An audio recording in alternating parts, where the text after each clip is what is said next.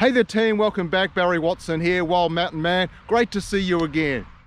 Mistakes. If you've been hiking and tramping long enough and you've been spending quite a bit of time in one of these bad boys, then you ought to realize that you've made a few mistakes in your time. Now some of them are small, teeny-weeny ones and really have very little impact at all. Other ones are quite consequential. In other words, if something goes wrong, it's going to not only rob your experience out in the wild, it could also damage the tent, but more importantly, it could seriously put your personal safety at risk. So what I want to do today, I want to deep dive in and look at the top 7 biggest mistakes that wild campers when tenting make. And I want you to stay towards number 7 too, because number 7's very different, probably not what you're expecting. So if you're ready to deep dive in, let's go.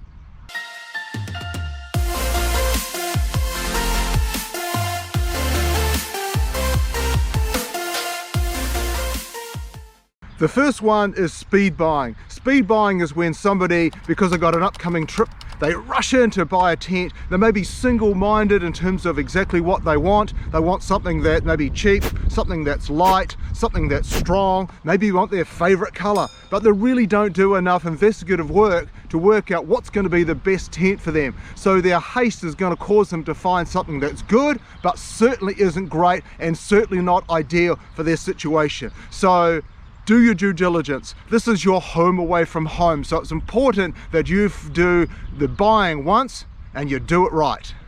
Another mistake that some wild campers make, and that is their eyes are bigger than their experience. They hear on YouTube of somebody that's done like camping in the snow or some big blizzard, and they think, wow, that sounds like me, that's got my name written all over it. But the reality is they don't have the gear for it, they don't have the skill, and they certainly don't have the confidence. So it's really important that you build up slowly and don't be in a hurry to go from where you are to where ideally you want to be. Take it in stages. My first wild camp was a very mild wild camp. So walk before you run. If you haven't subscribed to the channel, can I please ask that you do that now if you'd like to, and then you can be kept in touch with other helpful tips that I bring out on wild camping. Number 3 biggest mistake is thinking one and done. In other words, if I just get one tent, it'll cover every single need that I'm ever going to have as a wild camper. The reality is, unless you're going with the same people into exactly the same places at exactly the same time of year, your tent might work but may not. So if you choose to go in the colder seasons where it's you're going to need to have extra poles, you're going to have less mesh, you're going to have a stronger tent, that summer tent which you thought would cover everything generally isn't. It isn't going to be as strong, it isn't going to be as robust, it isn't going to be able to meet your needs. So rather than having one tent that sort of covers every need that you may have, you are better, if you're doing a lot of wild camping, to get tents that are specifically designed for the people and the purpose that you want it for.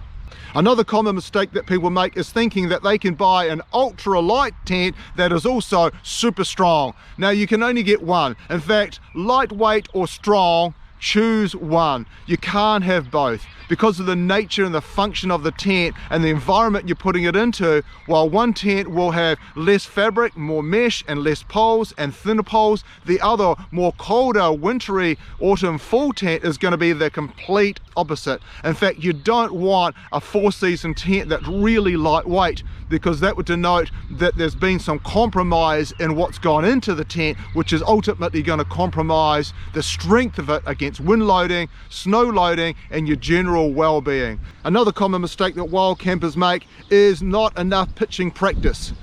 I've seen some people who have bought brand new tents and the first time they've ever set them up is when they set up camp at the end of a long hard day of tramping or hiking. That's not what you want to do. Or maybe, you could be somebody who says, listen, I don't need to practice, I've had my tent for years. True. However, and whether you're a seasoned person or whether a new person who's got a new tent, the reality is that it could be dark, it could be windy, it could be raining, it could be all 3 of those things. So although you may practice setting it up at home, it's important though you set it up in different environments so you understand the tent configuration, you understand what goes into where, so that you get a great night's sleep and the tent reaches its maximum strength for your safety and for your enjoyment. Almost there, number 6, and that is where you pitch your tent. Some people mistakenly pitch their tent far away from drinking water, which isn't too smart, or too close to river water, which will mean that in the night, if it rains, that river could come up and take your tent and you with it, which is not good. Or pitching your tent on an annoying angle so that half the night you spend trying to pull yourself away from the end or away from the side of the tent, or perhaps you didn't pay enough attention to the ground and you didn't see that that sharp rock or that stick was there, and that in the night pierces your floor, it pierces your mattress and makes for a really miserable night. Okay, number 7, thank you for staying. And I did tell you that number 7 was going to be a bit different than what you may have thought, and the biggest mistake that wild campers make is not spending enough time wild camping. Yes, they've got the desire, they've even got the equipment, but for some reason excuses, life, adulthood gets in the way, and each weekend goes by without us getting out there and doing what you'd ideally love to do. So my suggestion is, rather than making excuses, come up with really good reasons why you should go out there wild camping and get into it, enjoy it.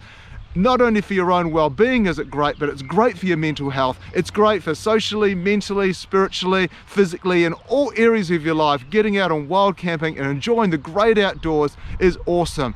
Thanks for hanging in to the end. I really appreciate that. If you haven't subscribed already, can I please ask that you do that now if you're into that? And if you've got any questions or comments or any mistakes that you see that other people do, I'd love to be able to hear about them. And until I see you in the next video, always stay safe, stay strong. See you in the next one, team. Bye.